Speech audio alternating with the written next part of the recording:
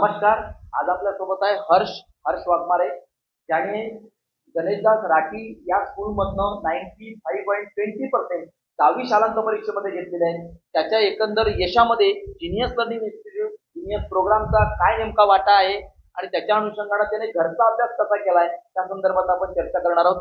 सर्वप्रथम हर्ष, तुझं संपूर्ण जिनियस परिवारातर्फे खूप खूप अभिनंदन.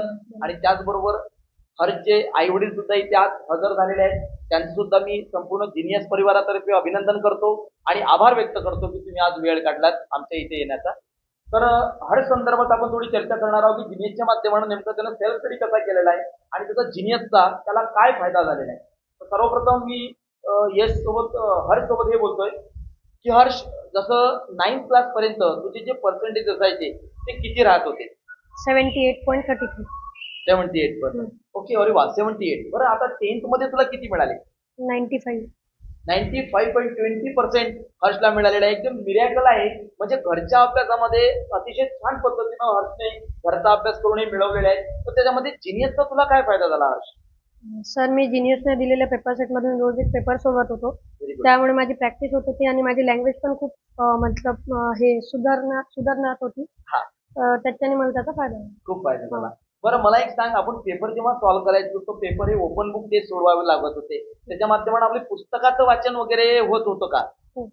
पुस्तकाचं वाचन होत होतं. ओके, काही रायटिंग स्पीड, रायटिंगचा काही फायदा झाला? हो सर, हँड रायटिंग खूप सुधारली होती आणि रायटिंग स्पीड पण वाढली होती. अरे वा, चला, खूप छान पद्धतीनं. म्हणजे सेल्फ स्टडीच्या माध्यमानं जिनियस सेल्फ स्टडी जो प्रोग्राम घेतो त्याच्या माध्यमानं घरचा अभ्यास अतिशय शास्त्रबद्ध पद्धतीनं होतो. बरं, पेपर जेव्हा तू चेक करायला देत होता, चेक करून तुला पेपर मिळत होते, त्या पेपरमध्ये काही तुला चुका यायच्या किंवा तिचा काय फायदा तुला झाला? ज्या पण चुका यायच्या मी त्या आल्यानंतर त्यांना डबल करून पाहत होतो. ओके.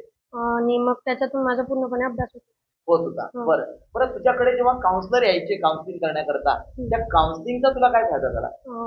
त्या काउन्सिलिंगचा फायदा असा की जेव्हा मला असं वाटत होतं की जास्त अभ्यास झाला किंवा जेव्हा थकून गेलेलो होतो तेव्हा अशी प्रेरणा मिळत होती त्या काउन्सिलिंगमुळे की आपण जास्त अधिक अभ्यास करावा. हो. ओके, सर यायचे आणि काउन्सिलिंग करायचं, त्यामुळे आपण मोटिवेट होत होतो असं म्हणायला हरकत नाही.